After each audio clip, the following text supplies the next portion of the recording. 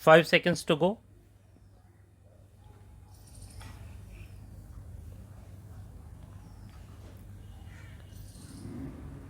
Start. All the honorable members have been supplied with copies of this declaration, and so I shall not read it over again. I shall merely point out very briefly some salient features of this declaration. It is a short and simple document in 4 paragraphs. The first paragraph, it will be noticed, deals with the present position in law. It refers to the British Commonwealth of Nations and to the fact that the people in this Commonwealth owe a common allegiance to the Crown. That in law is the present position. The next paragraph of this declaration states that the Government of India have informed the governments of the other Commonwealth countries that India is soon going to be a sovereign, independent republic. Further, that they desire to continue her full membership of the Commonwealth of Nations, accepting the King as a symbol of the free association. The third paragraph says that the other Commonwealth countries accept this, and the fourth paragraph ends by saying that all these countries remain united as free and equal members of the Commonwealth of Nations. You will notice that while in the first paragraph this is referred to as the British Commonwealth of Nations, in the subsequent paragraph it is referred to only as the Commonwealth of Nations. Further, you will notice that while in the first paragraph there is the question of allegiance to the crown which exists at present, this question does not arise later because India, by becoming a republic, goes outside the crown area completely. There is a reference in connection with the Commonwealth to the king as the symbol of that association. Observe that the reference is to the king and not to the crown. It is a simple matter, but it has a certain significance.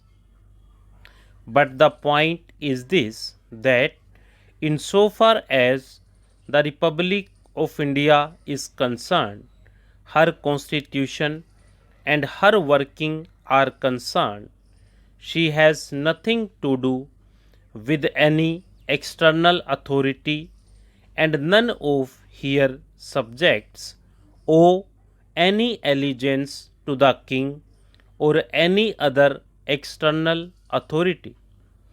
The Republic may agree to associate herself with certain other countries that happen to be monarchies or whatever they choose to be.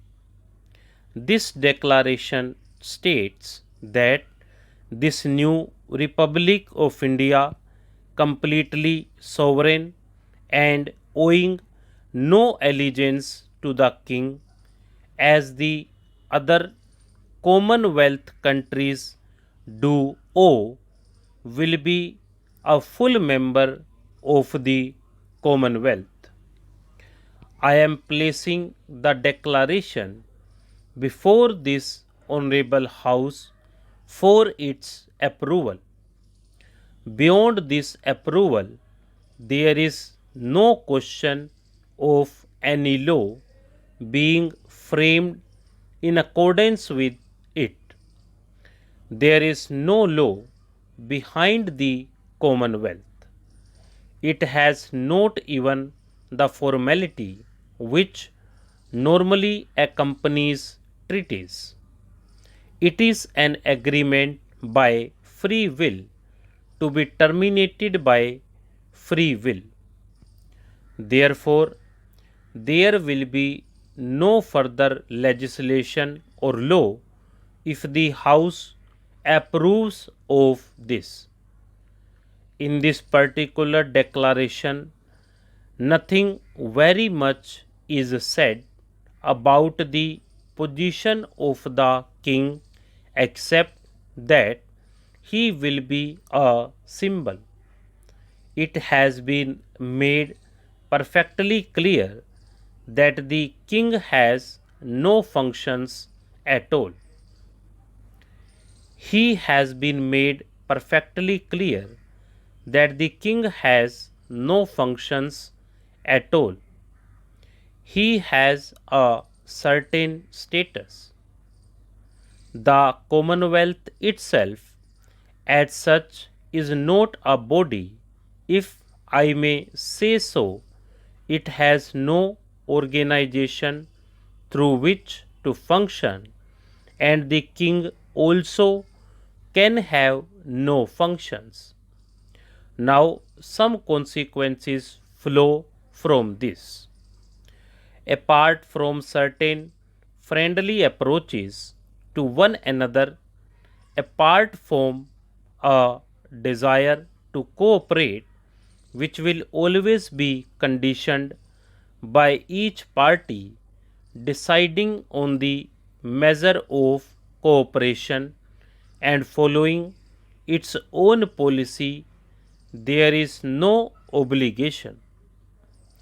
There is hardly any obligation in the nature of commitments, but an attempt has been made to produce something which is entirely novel, and I can very well understand lawyers on the one hand feeling somewhat uncomfortable about a thing for which they can find no precedent or parallel.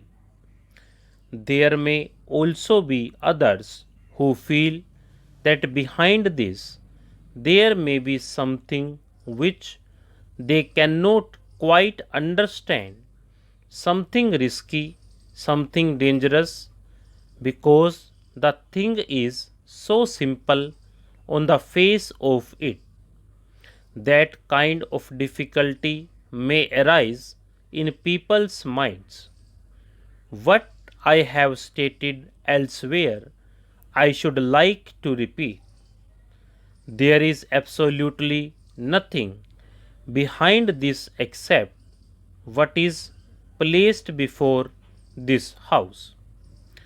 I might clear up one or two matters which are not mentioned in his declaration. One of these, as I have said, is that the king has no functions at all. This was cleared up in the course of our proceedings.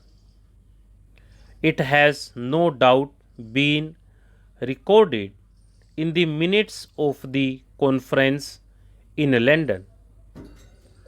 Another point was that one of the objects of this kind of Commonwealth Association is now to create a status which is something between being completely foreign and being of one nationality.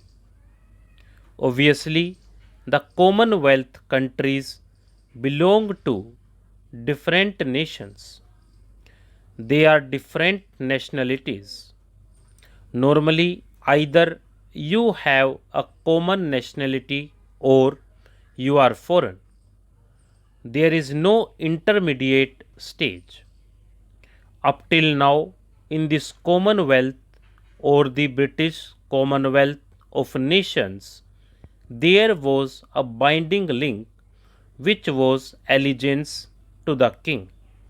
Stop.